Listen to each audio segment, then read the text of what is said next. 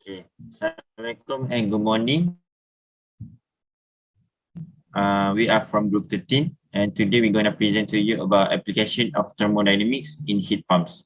Before we started, let us introduce ourselves first.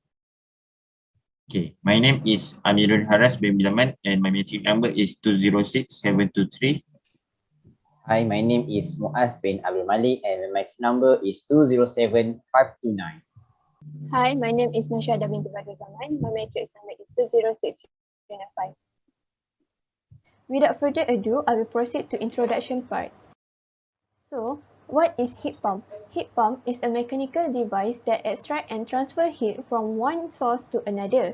There are two major components in heat pump, which are outdoor unit and indoor unit. Both unit consist of a fan and a coil. The coil will operate as a condenser in a cooling mode and will operate as evaporator in a heating mode. So there are three types of heat pump, which are air, water and geothermal. So the types of heat pump are distinguished by the medium via which the heat is transferred. So we can measure the efficiency of the heat pump by finding the coefficient of performance, also known as COP. Next is first law of thermodynamics. What is first law of thermodynamics? First law of thermodynamics stated that the energy cannot be created or destroyed, but can only transform from one form to another form.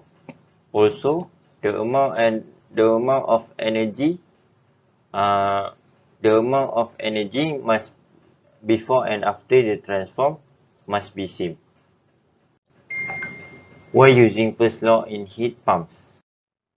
By using this law, the energy can be transformed from one form to another form. In the heat pumps, the energy will start convert from electrical energy, which is come from the power supply, and power supply will will power the generator. Then the electrical energy will convert to mechanical energy. After that, the mechanical energy will convert to thermal energy by heating the refrigerant.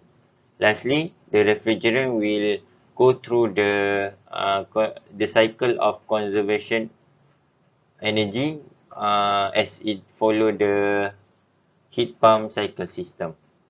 Next is second law of thermodynamics. What is second law of thermodynamics? Thermodynamics stated that heat can spontaneously flow from hot object to cool object. Why using second law in heat pumps? By using this law, heat can be transferred from hot room to the cold room. In the heat pumps, the refrigerant will start travel from compressor that will cause an increase to the pressure and temperature. Then the refrigerant will force into the condenser coil that will provide the medium temperature and higher pressure to the expansion valve.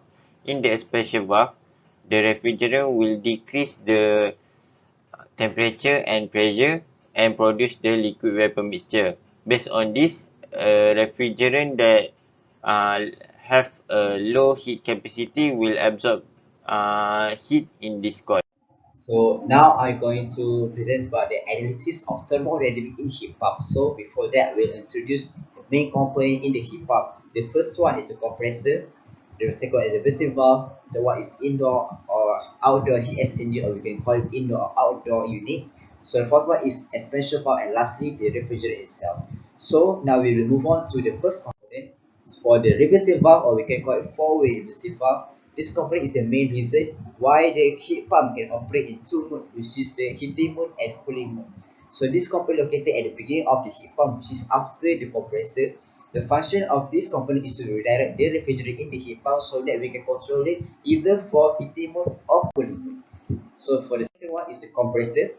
This component is used to increase the pressure and temperature of the refrigerant.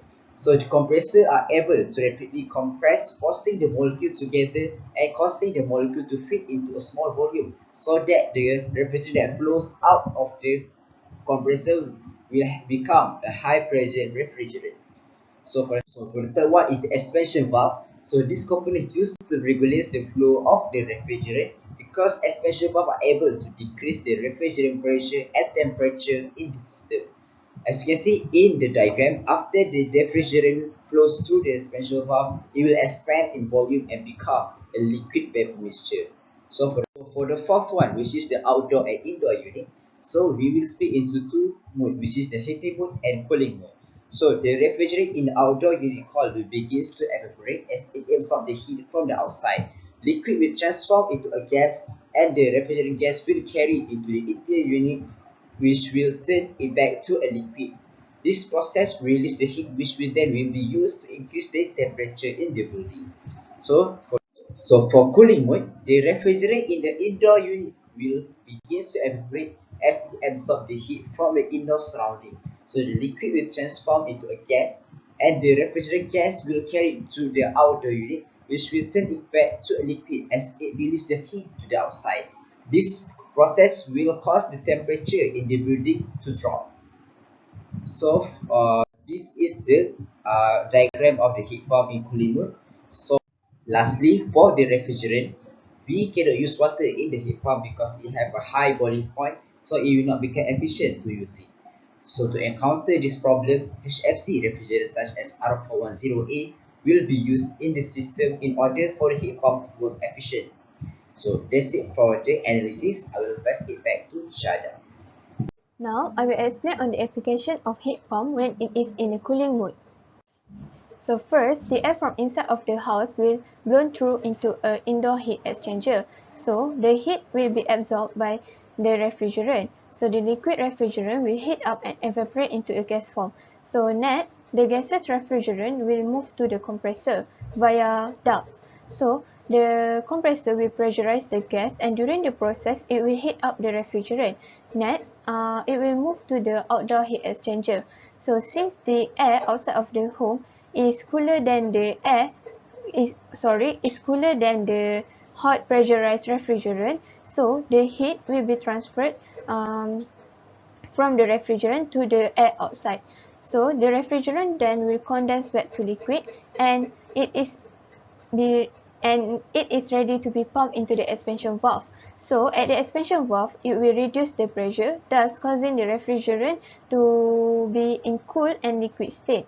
Once it is in cool and liquid state, it is ready to be pumped back into the indoor heat exchanger and to repeat the process again. So that is for the cooling mode. As for the heating mode, it is just the same as the cooling mode, just that the process is reversed by using the reversing valve. That's all from me. Next, I will pass to Muaz. This is the sample question that will be used. So the first one is the question is the power consumed by the heat pump, and B is the rate at which heat is absorbed from the chilled outdoor air if the heat pump has a coefficient of performance of 3.5 under this condition. So for calculation, for question A, we will use this equation, and after that we will just put the value that we get from the question, and after that we will get the value for the power consumed by the heat pump. And for question B, we will use this equation, and after that we just plug in the value that we get from the question and this value that we get from the previous question, and after that we will get the value of heat absorbed from outdoor air. So that's it for the calculation. I will pass it back to Shada. In conclusion, we can see that heat pump is very useful for cooling and heating. So from the first law explained by Haras just now, it applies that energy cannot be generated or destroyed. So it can only be moved or transformed from one form to another, just same as a heat pump just now. So for the second law, the heat will always migrate from the high reservoir to the low reservoir. So we can clearly see that the heat pump can be related in thermodynamics. That's all from us. Thank you.